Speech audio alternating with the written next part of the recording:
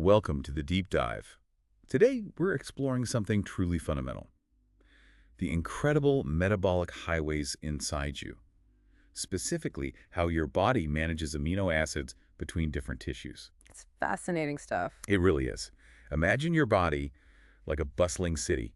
You've got organs, liver, muscles, kidneys, brain acting like specialized districts. And they're constantly communicating, trading, recycling these vital building blocks, these amino acids. And this communication changes dramatically depending on what's going on, like if you're fasting, stressed, or just ate a big meal. Exactly. So our mission today, drawing insights from Mark's Basic Medical Biochemistry, is to really unpack this dynamic system. How does this amino acid traffic work? Right. This isn't just about what you eat. It's about survival, adaptation. It's this intricate network ensuring every cell gets what it needs when it needs it. From keeping your pH balanced to fueling your immune system? It's all connected. We'll see this amazing efficiency, this sort of biochemical intelligence in how amino acids are shuttled around. So let's dive in step by step. We want to pull out the key nuggets of knowledge for you. Maybe reveal a few surprising facts about your body's internal logic along the way. Sounds good. Okay, let's start with this core idea. The free amino acid pool. It's this supply circulating in your blood. Yeah, people often think amino acids just come from food, right? Right. But the body maintains this remarkably consistent internal supply, like a constantly available inventory. And that's crucial. That inventory means all your tissues have continuous access. Always there when needed. And not just for building proteins, remember. These amino acids are precursors for things like neurotransmitters. Oh, right. They're used to make new glucose in the liver, that's gluconeogenesis, and some cells even use them directly as fuel. Which naturally leads to the question, Yeah. where does this steady supply actually come from if it's not just diet? Great question. And the chapter really highlights this. Yes, diet contributes. About 100 grams a day, roughly. Great. But the bigger source, the real engine here, it's the constant turnover of your own body proteins. This figure is amazing. Something like 300 to 600 grams of your own protein are broken down and rebuilt every single day. It's massive, much more than dietary intake. So this constant recycling lets the body, replace damaged proteins, shift production if needed, and provide that full set of amino acids for all sorts of things. Like making hay for red blood cells or creatine phosphate for energy and muscles. It's an incredible internal economy. Yeah, it really is. And because of this internal dynamic, the blood levels of free amino acids aren't as tightly controlled as, say, blood glucose. Because protein turnover is slower. Hours, not minutes. Exactly. And here's a key player, skeletal muscle. Because it's just so much of your body mass. It holds most of the protein. About 80% of your total body protein, yes. Yeah. So muscle is a huge contributor to that amino acid pool, especially when dietary intake is low or you're fasting. Okay, that makes muscle sound like a really critical reservoir. Yeah. So what happens during fasting? Say overnight when you haven't eaten for a while, things must shift. They absolutely do. This is the post-absorptive state. And it triggers very specific hormonal changes. Insulin drops. Right. Insulin goes down. And hormones like glucagon and cortisol, a glucocorticoid, they go up. And these hormones basically flip the metabolic switches. Pretty much. They orchestrate big changes in how you use fat, carbs, and amino acids. The priority becomes mobilizing fuel. So less glucose use, more fat burning. Fatty acids become the main fuel for many tissues, yeah. And the liver steps up to maintain blood glucose. It uses its stored glycogen, but also ramps up gluconeogenesis. Making new glucose. Yeah. And those amino acids needed for gluconeogenesis. They primarily come from your muscles during this state. So muscle protein starts breaking down. Exactly. There's a net degradation of what we call labile protein, the more easily accessible stuff. That fallen insulin and rising glucocorticoids activates this process. Something called ubiquitin-dependent proteolysis. That's the one. It's a system that tags proteins for breakdown. So muscle releases amino acids. But wait, breakdown releases nitrogen, and ammonia is toxic. How does the body handle that safely? Good point. Careful transport is key. The chapter emphasizes that about 50% of the amino nitrogen released by muscle during fasting gets packaged into two main carriers, alanine and glutamine. Alanine and glutamine. Yeah. Alanine mostly heads to the liver. There, the liver takes the nitrogen and incorporates it into urea. Which is then safely excreted. Right. And the liver also takes the carbon skeletons of these amino acids and converts them primarily into glucose. Glucagon and glucocorticoids really stimulate this whole process in the liver. Okay, so alanine is really a nitrogen shuttle to the liver. Mm-hmm. But you mentioned glutamine, too. It sounds like glutamine is doing more. Oh, absolutely. Glutamine is a real multitasker. It's not just about getting nitrogen to the liver for urea. So what else is it up to? What makes it so essential? Well, the chapter outlines several key roles. First, think about your kidneys. Glutamine is critical for maintaining your body's pH balance there. The kidney can take glutamine's ammonium ion, NH4+, and excrete it directly into the urine. And that gets rid of acid, protons. Exactly. It removes protons formed during metabolism. This is especially vital if the body becomes too acidic during metabolic acidosis. The kidney actually prioritizes grabbing glutamine for this job when acidosis is happening. Wow, okay. So kidney pH balance. What else? Glutamine is also a major fuel source.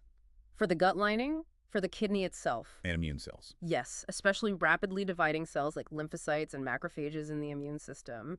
They rely heavily on glutamine. Not just for fuel, but also building blocks. Right. For these immune cells, it's also a key nitrogen donor for making new molecules, like purines, which are essential for DNA and RNA synthesis. Okay, glutamine is clearly a big deal. Now, what about those branched-chain amino acids you mentioned earlier, the BCAAs? Valine, isoleucine, leucine. You said they were different. They are quite special. Their big difference is where they get metabolized. Unlike most other amino acids, they aren't primarily handled by the liver. The liver doesn't process them much? It has low levels of the necessary enzymes, the transaminases, for breaking them down initially. So they mostly bypass the liver after a meal and head out to peripheral tissues. Like muscles. Primarily skeletal muscle, yes, but also brain, heart, kidney. These tissues do have the enzymes to oxidize BCAAs. And what happens there? Energy. Yes, their oxidation provides direct energy for the muscle. Their carbon skeletons get converted into intermediates like succinyl-CoA or acetyl-CoA, which can enter energy pathways. And do they connect back to glutamine? They do. Valine and isoleucine in particular are major precursors for making glutamine within the muscle itself. So muscle breaks down BCAAs for energy and uses some parts to synthesize glutamine to ship out. Interesting. And there's another interesting pathway in muscle and brain, the purine nucleotide cycle. It's not in the liver. During heavy exercise, it can generate ammonia from AMP. Ammonia. Isn't that bad? Well, in this context, it might actually help buffer the lactic acid that builds up during intense exercise. A bit counterintuitive, maybe. Huh. Okay, so muscle is using BCAAs, making glutamine, and also alanine, right? You mentioned alanine carries nitrogen to the liver. Exactly. And that brings us neatly to a really elegant feedback loop, the glucose-alanine cycle. It's how muscle efficiently ships nitrogen and even some carbon back to the liver. How does that work specifically? So the amino groups, say from BCAA breakdown in the muscle, get transferred first to make glutamate. Okay. Then that amino group gets transferred from glutamate onto pyruvate, which comes from glucose breakdown glycolysis right there in the muscle. And pyruvate plus an amino group makes alanine. Precisely. So this alanine, made from both amino acid nitrogen and glucose carbon, gets released from the muscle into the blood. And the liver picks it up. The liver snaps it up. It takes the amino group off alanine, channels that nitrogen into making urea for excretion. It gets rid of the nitrogen safely. Yep. And then it takes the leftover carbon skeleton, which was originally pyruvate, and converts it back into glucose via gluconeogenesis. And that glucose can go back to the muscle. Exactly. Back to the muscle, ready to be used again, completing the cycle. It's a continuous loop, moving nitrogen from muscle to liver, happening all the time between fasting and feeding. Really shows that inter-organ cooperation. That's a really neat system. But what happens when things go really wrong? Like severe illness. The chapter uses a clinical example, right? Katherine B. Yes. Her case is a very powerful illustration. She was a 62-year-old homeless woman, presented in really bad shape. Severe dehydration, significant muscle wasting, high fever. Signs pointed to sepsis, likely from a bowel perforation. And her body was in negative nitrogen balance. What does that mean metabolically? It means protein breakdown is massively exceeding protein building. Her case really highlights what happens in these hypercatabolic states, severe situations like major surgery, trauma, burns, and sepsis. The body basically goes into crisis mode. Totally. Fuel use skyrockets. And the body starts mobilizing everything, its own protein, fat, carbs, to try and maintain essential tissue function, fuel the immune response, and support wound healing if possible. So muscle protein is literally sacrificed. It is. In these states, muscle protein synthesis slows right down while protein degradation ramps up significantly. Driven by those stress hormones, cortisol, epinephrine. Those, and also glucagon. But critically, immune signaling molecules called cytokines play a huge role too. Things like IL-1 TNF alpha, released by activated immune cells like macrophages. And the BCAAs we talked about, muscle uses more of them. Yes, BCAA oxidation in muscle increases, which helps fuel the muscle but also boosts the production of glutamine. To fuel the immune system, like you said earlier. Exactly. The amino acids released from muscle breakdown are prioritized. They're sent to support the immune system and wound healing. The liver also shifts its priorities dramatically. How so? It starts churning out large amounts of acute-phase proteins. C-reactive protein, or CRP, is a classic example. Doctors measure it all the time as a marker of inflammation. But while it's making these, it decreases the production of other important plasma proteins like albumin. So the resources get redirected. Completely. And liver gluconeogenesis is also strongly stimulated, pumping out glucose needed by those energy-hungry immune cells.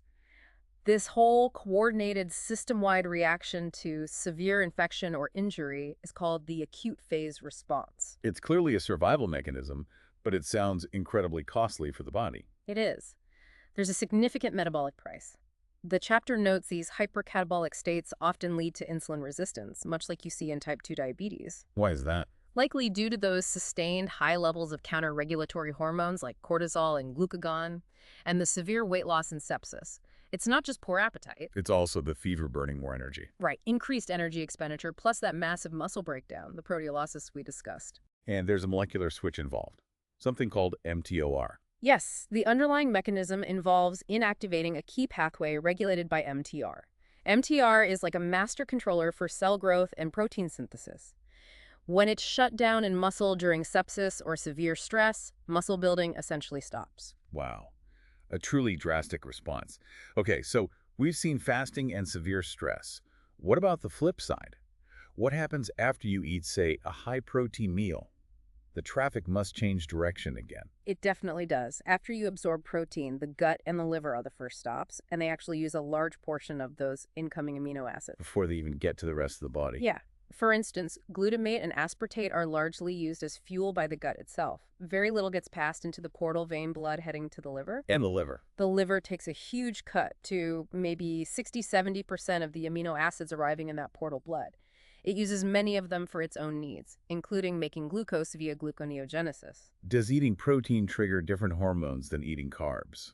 Yes, it's a bit different. The amino acids stimulate glucagon release sometimes even more than during fasting. Really? Why? That glucagon helps the liver take up those amino acids efficiently and boosts gluconeogenesis. Insulin also goes up, but usually not as dramatically as after a high-carb meal. So it's a balance.